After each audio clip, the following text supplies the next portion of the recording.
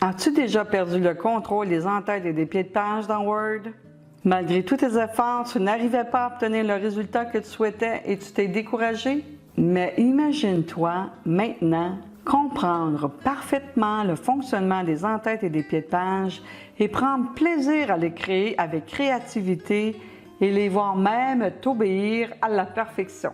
Dans cette vidéo, je vais te montrer comment utiliser les sections d'un document et ajuster les paramètres des entêtes et des pieds de page pour atteindre tes objectifs et te sentir en confiance la prochaine fois que tu auras des entêtes et des pieds de page à créer dans Word. Prêt à maîtriser cette fonction? C'est parti!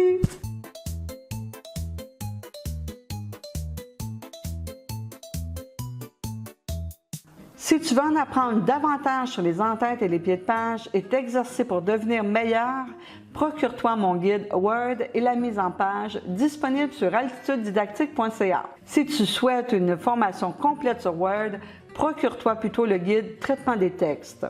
Ces guides sont accompagnés de multiples vidéos et d'un cahier d'exercices pour te guider dans ton apprentissage. Savais-tu que tous les documents Word sont composés d'au moins une section? Voici comment t'en assurer. Dans Word, crée un nouveau document. Observe que la barre d'état affiche automatiquement Section 1. Si cette information n'est pas visible, fais un clic droit sur la barre d'état, puis sélectionne l'option Section pour faire apparaître son bouton dans la barre. Si tu souhaites expérimenter les notions de cette première partie, je t'invite à télécharger le document Ressources en cliquant sur le lien disponible dans la description de cette vidéo. Pour accéder à l'entête ou au pied de page, double-clique dans la marge supérieure ou inférieure de n'importe quelle page. Tu peux également utiliser l'onglet Insertion. Pour modifier l'entête, clique sur le bouton Entête, puis sélectionne Modifier l'entête. Pour modifier le pied de page, utilise le bouton Pied de page. Le secret pour maîtriser les entêtes et les pieds de page est de bien comprendre la signification des étiquettes affichées dans leur zone. Je réduis un peu le zoom pour mieux voir l'ensemble des étiquettes. Actuellement, l'étiquette Entête apparaît sur toutes les pages pour l'entête et l'étiquette Pied de page pour le pied de page. Cela signifie qu'un seul entête et un seul pied de page sont utilisés dans l'ensemble du document. Toutes les modifications que tu apporteras dans la zone avec l'étiquette Entête sera effective partout où cette étiquette apparaît, c'est-à-dire sur toutes les pages. Le même principe s'applique à l'étiquette Pied de page. À partir de n'importe quelle page, insère un symbole dans l'entête. Tu verras qu'il s'affiche dans l'entête de toutes les pages.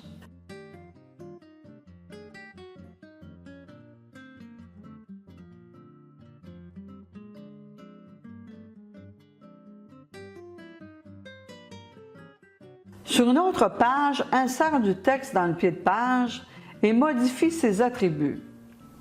Les changements s'opèrent sur toutes les pages car elles contiennent toute l'étiquette pied de page. Les pages de la section 1 partagent donc le même entête et le même pied de page. Tu peux activer l'option qui permet de définir un entête et un pied de page unique sur la première page de la section 1. En activant cette option, les étiquettes de la première page se transforment en premier en-tête et premier pied de page, soulignant ainsi leur exclusivité.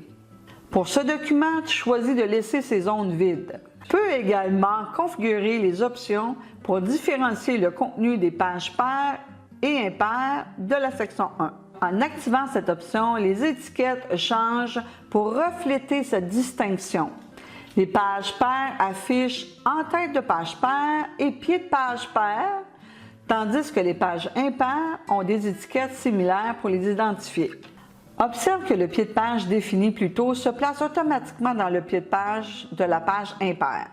Je vais modifier toutes les zones en accéléré, mais n'hésite pas à mettre la vidéo sur pause pour voir les détails. Comprends que lorsque tu actives toutes les options, tu dois définir 3 types d'entêtes et 3 types de pieds de page différents. Un pour la première page, un pour les pages paires et un pour les pages impaires. Si tu modifies le pied de page dans une zone dont l'étiquette est pied de page paire, Toutes les zones portant cette étiquette auront le même contenu. Tu peux donc modifier le contenu des entêtes et des pieds de page depuis n'importe quelle page et tes changements seront automatiquement appliqués à toutes les pages possédant les mêmes étiquettes. Rappelle-toi de ce principe fondamental. Dans une même section, l'entête et le pied de page sont obligatoirement identiques sur toutes les pages. Tu peux varier le contenu entre les pages paires et impaires, mais chaque ensemble de pages paires et impaires aura le même contenu. N'oublie pas d'enregistrer ton magnifique travail.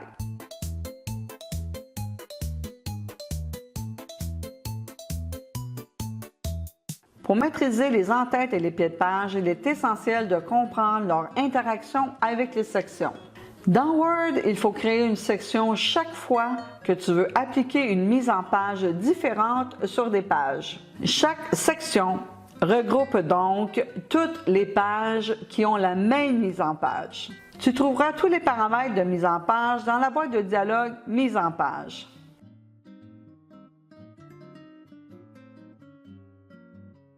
Dans ce document, la deuxième page est en orientation paysage et la première page en orientation portrait. Comme la mise en page de la deuxième page est différente, elle a été placée dans la section 2 et non dans la section 1.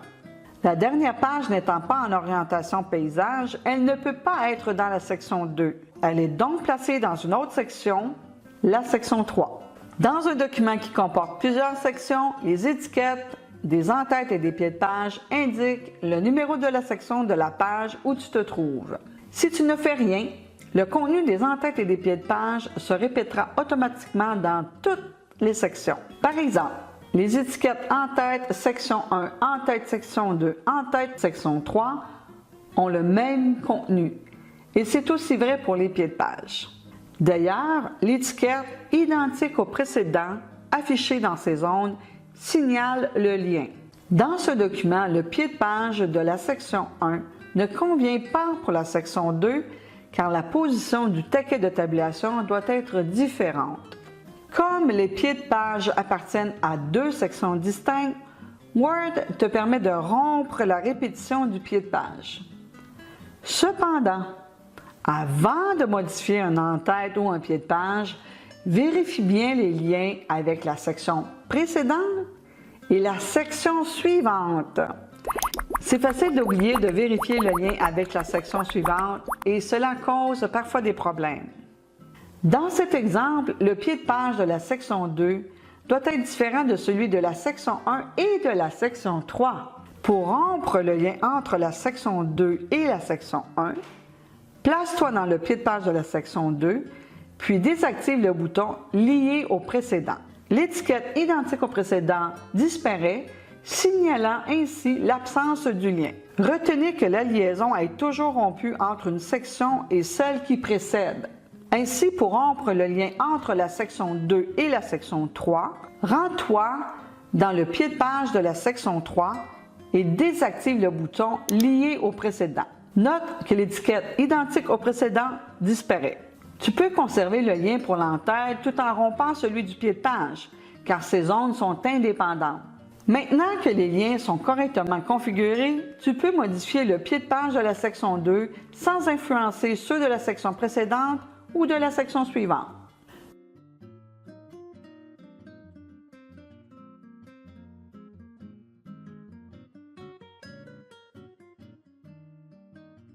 Comme tu viens de le constater, les sections sont essentielles pour gérer la mise en page dans un document. Dans cette partie de la vidéo, je vais te montrer comment les sections jouent un rôle capital dans la gestion des entêtes et des pieds de page. Si tu souhaites expérimenter les notions étudiées, je t'invite à télécharger le document petit en cliquant sur le lien disponible dans la description de la vidéo.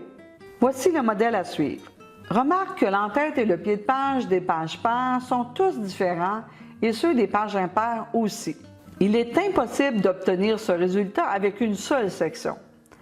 Rappelle-toi que dans une même section, l'entête et le pied de page des pages paires sont obligatoirement identiques, tout comme ceux des pages impaires. Actuellement, le document petit comporte une seule section. La première page est impaire puisqu'il s'agit de la page 1. Dans les paramètres de l'entête, active l'option Page paire et impaire différentes. Crée l'entête et le pied de page de la section 1. Je le fais en accéléré, mais n'hésite pas à mettre la vidéo sur pause pour voir les détails.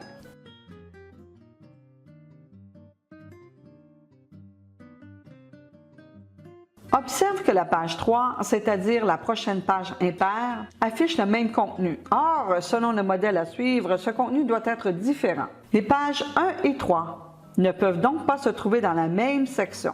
Nous allons corriger cela bientôt. Crée l'entête et le pied de page de la page 2, c'est-à-dire ceux de la page paire. Je vais également le faire en accéléré. Observe de nouveau que la page 4, c'est-à-dire la prochaine page paire, affiche le même contenu, ce qui ne correspond pas au modèle à suivre. Les pages 2 et 4 ne peuvent donc pas appartenir à la même section. Je quitte les zones de l'entête et du pied de page pour modifier le document. Pour créer une nouvelle section, insère un saut de section au début de la page 3. Ainsi, les pages 1 et 2 appartiendront à la section 1 et la page 3 et les suivantes à la section 2. Cette nouvelle section te permet de rompre la répétition des entêtes et des pieds de page à partir de la page 3. Après avoir rompu les liens de l'entête et du pied de page de la page paire, ainsi que ceux de la page impaire, tu peux modifier leur contenu sans affecter ceux de la section 1. C'est ce que je vais faire à l'instant même en accéléré.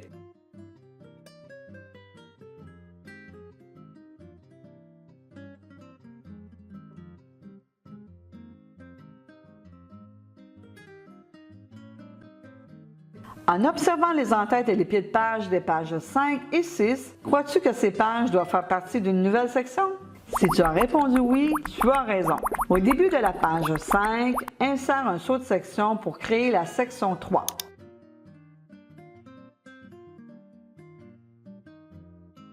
Quelles sont les prochaines étapes? Pour l'entête et le pied de page de la page paire, ainsi que ceux de la page impaire, rompt le lien entre la section 3 et la section précédente. Modifie en toute quiétude l'entête et le pied de page de la page paire et impaire de la section 3.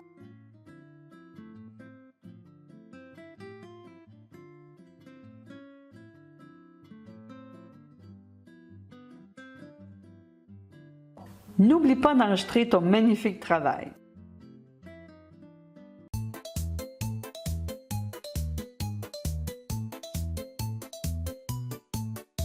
Tu peux rétablir les liens entre une section et la précédente pour deux raisons principales. Si tu souhaites que l'entête et le pied de page de la section en cours soient identiques à celui de la section précédente, tu dois réactiver le lien. Par exemple, dans ce document, je me place dans l'entête de la section 2 et j'active le bouton lié au précédent.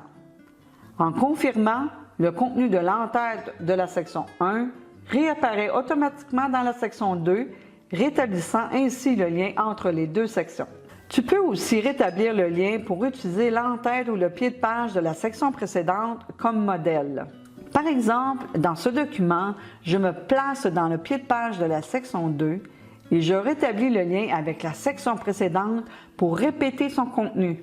Ensuite, pour personnaliser le pied de page de la section 2, je romps le lien avec la section précédente. Ainsi, je profite du modèle sans devoir tout refaire de zéro.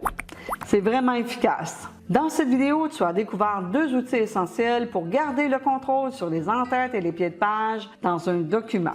Tu as appris à modifier les options pour obtenir des entêtes et des pieds de page différents sur la première page, ainsi que sur les pages paires et impaires d'une même section. De plus, tu as découvert que subdiviser un document en sections te permet de rompre la répétition des entêtes et des pieds de page d'une section à l'autre en brisant le lien entre elles. Et si tu changes d'avis par la suite, tu peux toujours rétablir le lien pour recréer la répétition. Si tu as trouvé cette vidéo utile, clique sur j'aime, puis partage-la avec ceux qui pourraient en bénéficier. Dans les commentaires, dis-moi quelle astuce de cette vidéo tu as le plus aimé. J'ai hâte de lire ta réponse. Je te souhaite beaucoup de plaisir avec tes entêtes et des pieds de page et je te dis à très bientôt pour de nouveaux contenus.